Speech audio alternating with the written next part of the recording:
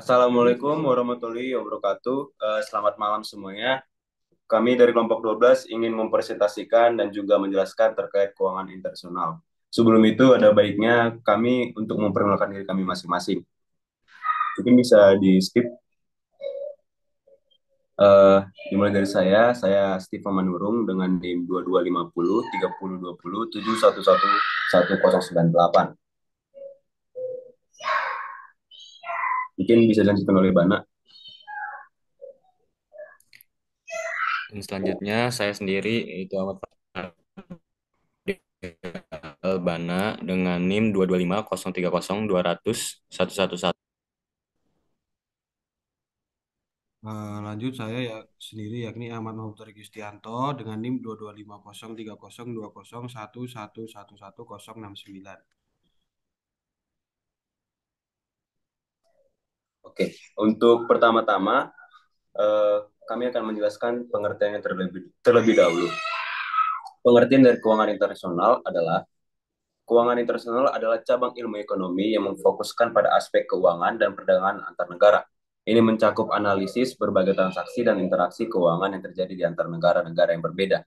Keuangan internasional mempelajari cara uang, investasi, dan aset keuangan berpindah antara negara, serta dampaknya terhadap perekonomian global dan nasional. Untuk selanjutnya adalah fungsi keuangan internasional. Fungsi keuangan internasional mencakup berbagai kegiatan dan proses yang terjadi antar negara-negara yang ada di seluruh dunia. Kami akan menyebutkan beberapa fungsi penting dari keuangan internasional.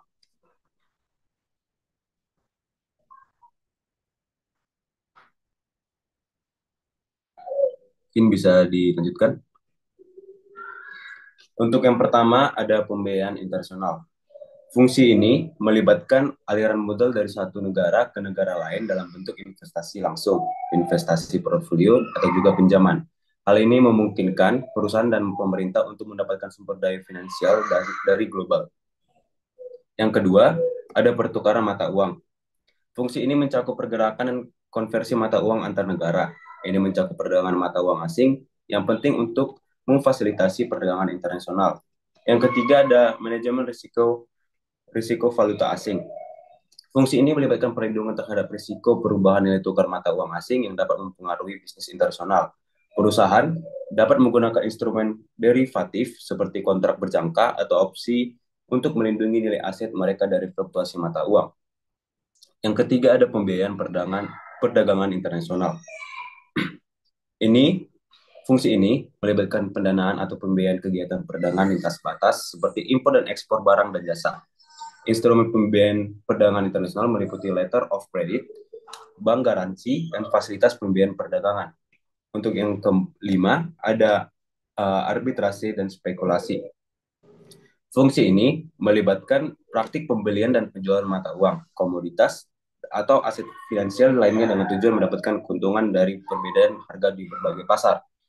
Untuk yang terakhir adalah regulasi dan kebijakan. Fungsi ini juga akan mencakup regulasi dan kebijakan yang diberlakukan oleh pemerintah dan lembaga internasional untuk mengatur arus modal lintas batas, pertukaran mata uang, dan kegiatan keuangan internasional lainnya. Mungkin bisa dilanjutkan oleh Torik. Selanjutnya di sini saya akan menjelaskan tujuan keuangan internasional. Tujuan utama dari keuangan internasional adalah memahami dan mengelola mengelola transaksi dan keuangan antar negara serta memenuhi berbagai tujuan ekonomi dan keuangan. Berikut adalah beberapa tujuan utama dari keuangan internasional. Yang pertama yakni mengoptimalkan alokasi sumber daya, memastikan bahwa sumber daya finansial dialokasikan secara efisien di seluruh dunia, baik dalam bentuk investasi, perdagangan internasional maupun aliran modal, sehingga menciptakan pertumbuhan ekonomi yang maksimal. Selanjutnya yakni mendukung perdagangan internasional, memfasilitasi perdagangan internasional yang sehat dan seimbang antara negara-negara dengan mengidentifikasi hambatan perdagangan, mengurangi tarif, dan mempromosikan investasi lintas batas. Lalu yang ketiga yakni manajemen risiko keuangan internasional, meningkatkan pemahaman dan kemampuan dalam mengidentifikasi, mengukur, dan mengelola risiko yang terkait dengan transaksi keuangan internasional, seperti risiko valuta asing, risiko politik, dan juga risiko kredit. Lalu, eh, yang keempat yakni kolaborasi internasional, yakni mendorong kerjasama dan kolaborasi antara negara-negara dalam menangani masalah keuangan global seperti perubahan iklim, kemiskinan, dan ketidaksetaraan ekonomi. Lalu yang kelima yakni stabilitas ekonomi global, mengurangi volatilitas pasar global dan dampak krisis ekonomi melalui regulasi dan kerjasama internasional. Lalu yang terakhir yakni pengembangan ekonomi. Pengembangan ekonomi ini sendiri yakni mendorong pengembangan ekonomi di negara-negara berkembang dengan memberikan akses ke pasar global, investasi, dan juga bantuan keuangan. Selanjutnya akan dijelaskan oleh rekan saya Bana.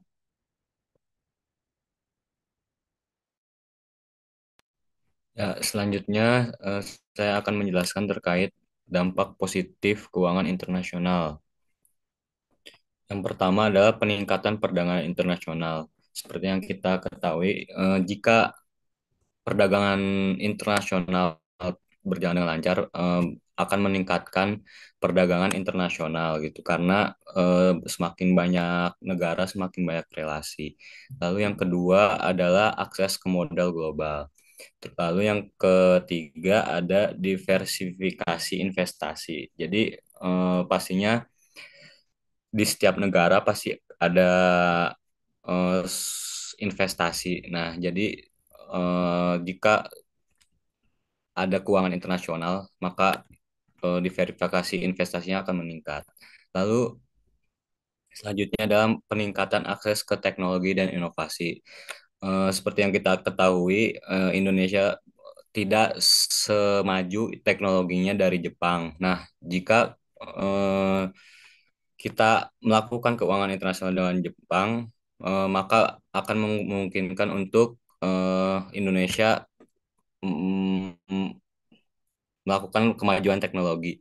Nah, lalu selanjutnya adalah peningkatan kesejahteraan ekonomi.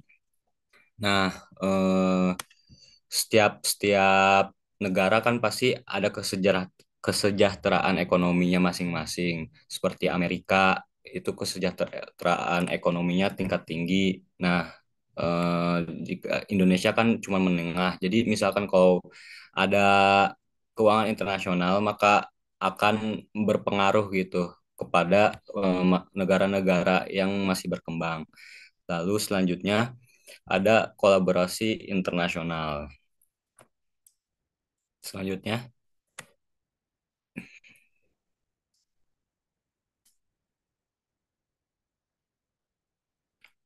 nah sebelumnya kan saya menjelaskan terkait dampak positif dari keuangan internasional. Nah, pastinya ada dampak negatif juga dari keuangan internasional ini. Nah, yang pertama adalah krisis keuangan global. Nah, mungkin setiap negara pasti ada inflasi-inflasinya. Nah, jika misalkan Amerika terkena inflasi, maka itu akan berdampak kepada negara-negara yang berhubungan dengan Amerika. Lalu selanjutnya ada ketidaksetaraan ekonomi. Seperti yang saya jelaskan tadi, yaitu kan tidak semua negara itu maju. Ada yang berkembang, ada yang masih tertinggal. Makanya jika ada keuangan internasional ini mungkin akan berdampak menjadi ketidaksetaraan ekonomi gitu. Lalu selanjutnya adalah krisis valuta asing. Lalu selanjutnya ada krisis utang negara. Seperti di Indonesia sendiri, Indonesia kan berhutang kepada Cina kalau nggak salah. Nah itu tuh jika jika kita bergantung kepada Cina, maka utang negara Indonesia kepada Cina akan lebih banyak gitu. Jika kita tidak memaksimalkan SDM yang ada, sorry, sumber daya alam yang ada gitu. Terus selanjutnya peningkatan, oh sorry, selanjutnya adalah risiko politik. Nah, risiko politik sendiri kan setiap negara kan ada demokrasi, ada suatu sistem hukum yang berbeda-beda. Maka jika ada suatu negara yang sedang eh, bermasalah politiknya, maka negara tersebut akan berdampak gitu kepada negara yang bertujuannya. Udah, mungkin cukup sekian. Saya kembalikan ke Stephen. Oke, sekian dari presentasi dan juga penjelasan dari kelompok 12. Sekian dan terima kasih. Assalamualaikum warahmatullahi wabarakatuh.